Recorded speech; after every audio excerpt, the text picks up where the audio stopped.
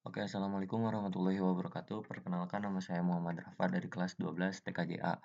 Di sini saya akan mengerjakan tugas video apa yang sudah saya kuasai di jurusan TKJ ini. Di hari pertama di video kedua, saya akan menjelaskan fitur-fitur basic di mikrotik yang saya ketahui. Yang pertama itu ada wireless, yaitu ada ulan 1 dan ulan 2. Enggak semua mikrotik support ulan 1 dan ulan 2.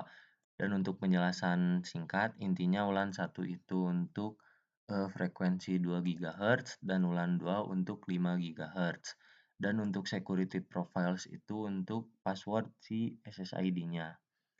Dan untuk fitur bridge, di sini bridge itu adalah untuk menyatukan port mikrotik. Jadi semisal port 1, port 2, dan port 3 itu bisa se-IP asal di-bridge-kan.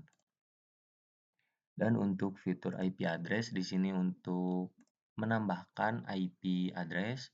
Di sini IP-nya bebas, mau 192, mau 172, mau 10 bebas. Dan interface-nya itu bebas, mau di port 1, port 2, port 3, port 4, port 5. Ulan 1 dan ulan 2 juga bisa, asal berarti ini konfigurasinya secara statik bukan DHCP. Dan untuk di fitur IP DHCP client, di fitur IP DHCP client ini adalah untuk mendapatkan IP secara otomatis dari si WiFi yang kita gunakan. IP DHCP server. IP DHCP server itu adalah untuk memberikan IP kepada si klien. Jadi si mikrotik ini itu ngasih IP gitu ke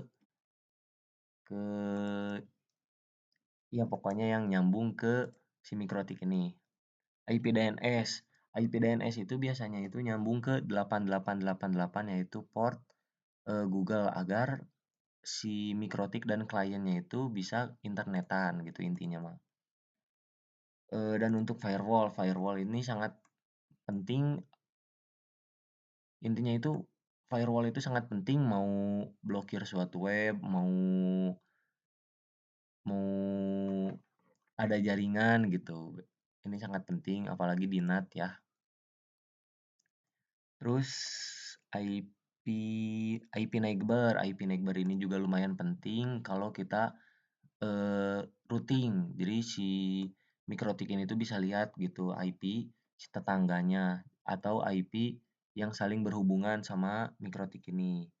Terus IP hotspot ini lumayan penting kalau kalau kita mau buat user hotspot gitu. Terus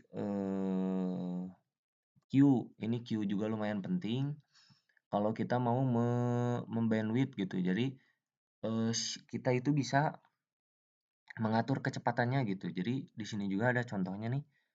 Si uploadnya itu mau 10 megabyte per second, mau 5 megabyte per second. Kita juga ini bisa paling minimal 64 kilobyte per second gitu. Kalau mau secara adil juga bisa lewat Q3 ini. Jadi misal si klien pertama itu dapatnya 1 mega, si klien kedua juga otomatis dapat 1 mega gitu. Terus di sistem user, di sini juga sistem user untuk sangat penting untuk keamanan mikrotik kita gitu. Identity ini juga lumayan penting buat menandakan mikrotik gitu. Apalagi kalau mikrotiknya lebih dari satu gitu. Ini identity sangat penting gitu. Terus ini ada fitur new terminal gitu. Jadi bisa sambil latihan. Jadi kalau kita terbiasa sama CLI gitu, jadi bisa lewat perintah-perintah gitu. Jadi kayak ini IP address print. IP address print ini buat lihat-lihat IP yang kita tambahkan gitu. IP DHCP client print gitu. Ini karena tadi emang di sininya juga kosong, jadi di sininya juga otomatis kosong gitu. Mungkin cukup sekian fitur-fitur mikrotik yang saya ketahui. Mohon maaf apabila ada kesalahan dalam penjelasan.